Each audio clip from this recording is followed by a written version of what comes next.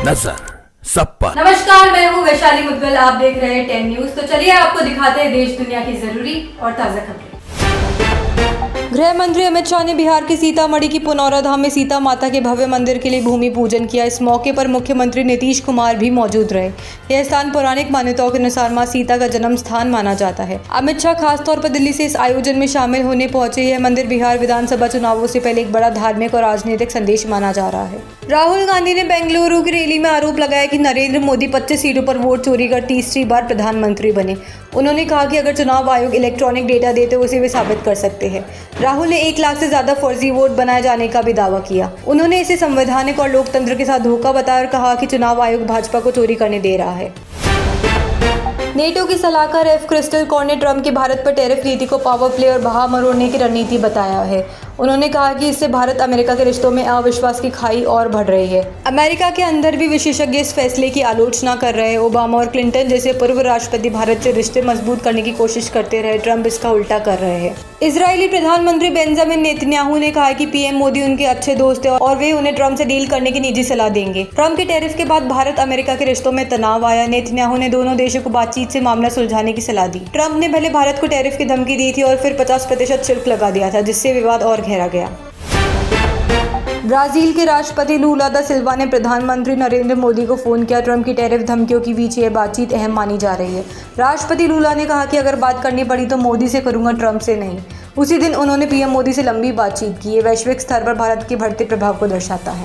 भारत पर ट्रंप द्वारा टैरिफ लगाए जाने पर चीन ने खुलकर भारत का समर्थन किया। चीन के विदेश मंत्रालय और भारत में चीनी राजदूत ने अमेरिका को बुली यानी दबंग कहकर हमला बोला। चीन का यह कदम भारत अमेरिका विवाद में अहम मोड़ माना जा रहा है। यह भारत को कूटनीतिक ताकत देने वाला बयान है। इजराइल की सुरक्षा कैबिनेट ने गाजा सिटी पर कब्जा करने की योजना को मंजूरी दे दी है। युद्ध में अब तक 60,000 फिलिस्तीनियों की मौत हो चुकी है और 20 लाख लोग अकाल की कगार पर है। इजराइल हमास युद्ध और भी खतरनाक मोड़ ले रहा है। अमेरिका द्वारा भारत पर 25% अतिरिक्त टैरिफ लगाने पर शशि थरूर ने चिंता जताई है। उन्होंने कहा कि भारत को अपने हितों को ध्यान में रखकर सोचने की जरूरत है। थरूर पहले भी भारत को जवाबी टैरिफ बढ़ाने की बात कह चुके हैं। उन्होंने कहा कि अगर कोई देश अपने व्यवहार में बदलाव लाता है तो भारत को भी नए तरीके से रणनीति बनानी होगी।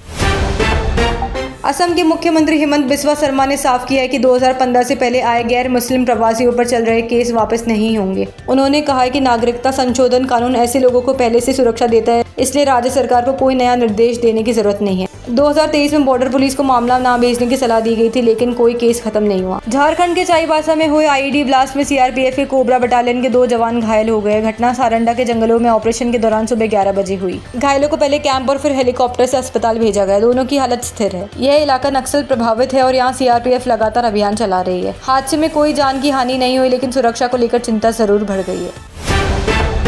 हुमा कुरैशी के चचेरे भाई की दक्षिणी दिल्ली में बेरहमी से हत्या कर दी गई। पार्किंग विवाद के चलते 2 आरोपियों ने धारदार हथियार से हत्या की। पुलिस ने 2 किशोरों को हिरासत में लिया। हुमा ने अभी तक इस मामले में कोई बयान जारी नहीं किया। यह वीडियो सोशल मीडिया पर वायरल हो रहा है। कन्हैया लाल हत्याकांड पर बनी फिल्म उदयपुर फाइल्स आज 4,500 स्क्रीन पर रिलीज हुई। उदयपुर में कन्हैया लाल के बेटे यश और तरुण फिल्म देखने पहुंचे और गर्दन काटने का सीन देकर रो पड़े। यश ने बताया कि फिल्म को कई कानूनी चुनौतियों का सामना करना पड़ा। सरकार ने फिल्म को रिलीज की मंजूरी दी और कहा कि यह किसी समुदाय के खिलाफ नहीं है। राजस्थान के बारान जिले से चौंकाने वाला मामला सामने आया। गहनों की लालच में एक पोते ने अपने दादा की बेरहमी से हत्या कर दी। आरोपी ने पहले भी 2 बार कोशिश की थी पर असफल रहा। इस बार दोस्तों की मदद से उसने प्लास्टिक टेप दादा के मुंह पे बांध दिया, जिससे दम घुटने से मौत हो गई। पुलिस ने जांच के बाद 6 लोगों को गिरफ्तार किया है। उत्तर प्रदेश के बाराबंकी में बारिश के दौरान बड़ा हादसा हुआ। यात्रियों से भरी एक रोडवेज बस पर भारी पेड़ गिर गया, जिसमें 5 लोगों की मौत हो गई और कई घायल हुए हैं। रेस्क्यू ऑपरेशन के दौरान एक महिला ने कहा, जिंदगी का सवाल है, आप लोग वीडियो बना रहे हैं। हादसे के बाद हाईवे पर लंबा जाम लग गया है। प्रशासन और पुलिस ने मौके पर पहुंचकर राहत कार्य चलाया।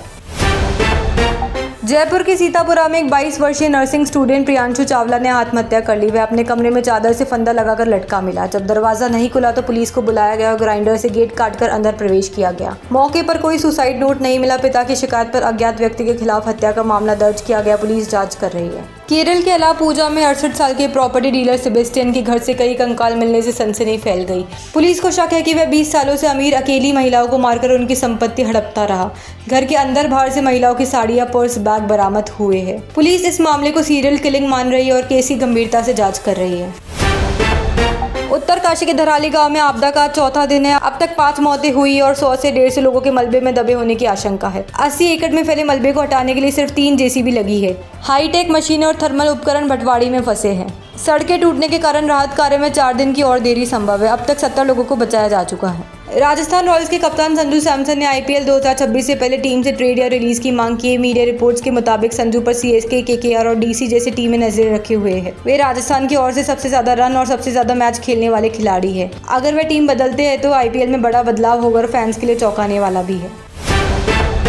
कनाडा में कपिल शर्मा के कैफे पर फायरिंग के बाद लॉरेंस गैंग ने उन्हें फिर धमकाया। एक वीडियो क्लिप में गैंग ने कहा है कि जो भी सलमान खान के साथ काम करेगा उसे मार दिया जाएगा। उन्होंने मुंबई का माहौल खराब करने की भी धमकी दी है। दावा किया गया है कि the great Indian Kapil Sharma show में सलमान को बुलाने की वजह से फायरिंग हुई। हालांकि ऑडियो की पुष्टि नहीं हुई है। धनुष और मृणाल की डेटिंग की खबरें फिर चर्चा में। मृणाल का एक वीडियो वायरल हुआ है जिसमें वह धनुष के गाने पर झूमती दिख रही। साथ ही उन्होंने धनुष की बहनों को इंस्टाग्राम पे फॉलो कर लिया, जिससे अफवाहों को और हवा मिली। हालांकि दोनों की तरफ से अभी तक कोई आधिकारिक पुष्टि नहीं हुई, लेकिन फैन सोशल मीडिया पर इस रिश्ते को लेकर काफी उत्साहित है। तो ये थी आज की सुपरफास्ट खबरें। तो देखते रहिए 10 न्यूज़। नजर सब पर।